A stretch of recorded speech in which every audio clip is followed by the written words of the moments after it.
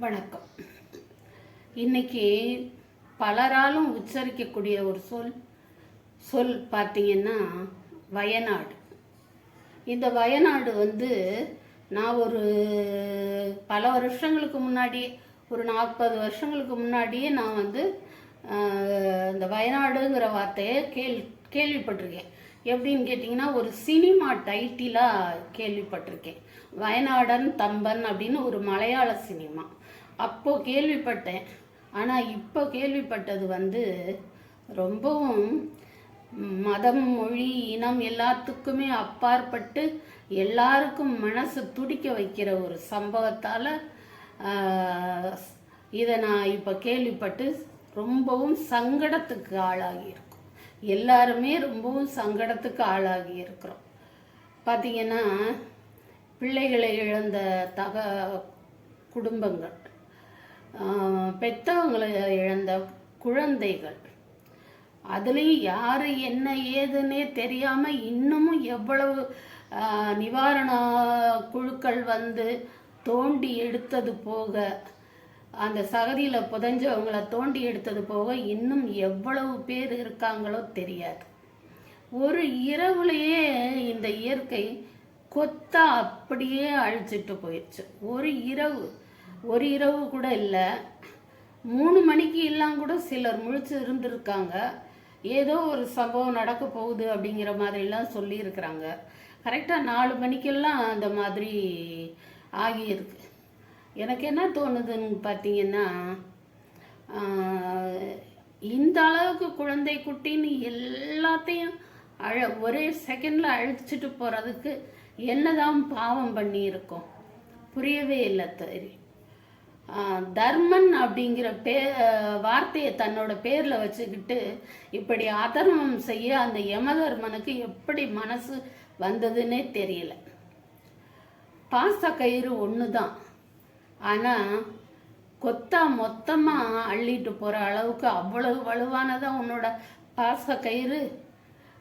உன் மனசை விடவும் இரும்பானதா அந்த பாச கயிறு. கேட்கத்தான் தோணுது இல்லையா?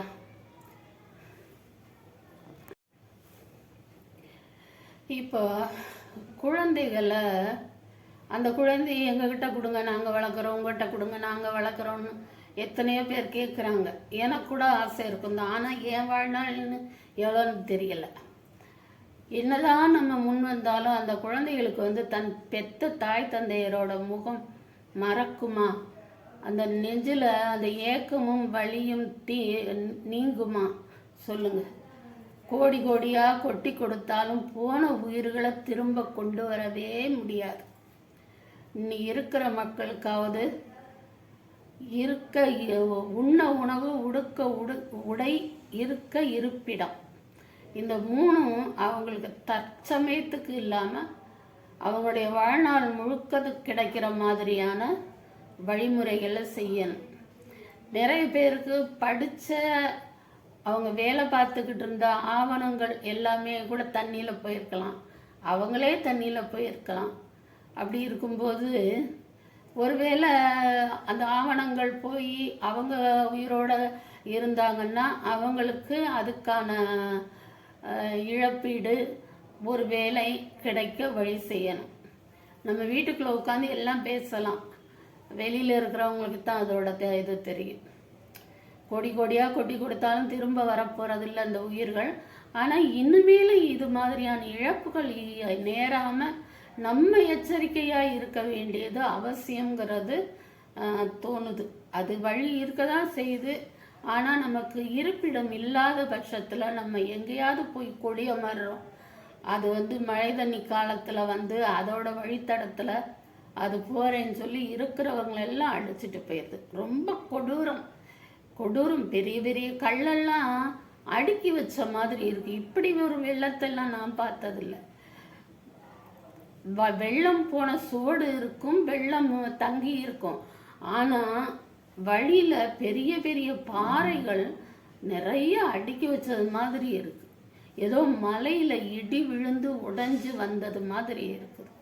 வேண்டாம், இனிமே இந்த மாதிரியானதொரு இயற்கையோட சீற்றம் எங்களோடு விளையாடவே வேண்டாம் இறைவா அப்படின்னு தெய்வத்தை இறைஞ்சு கேட்கறத தவிர வேற வழியே இல்லை.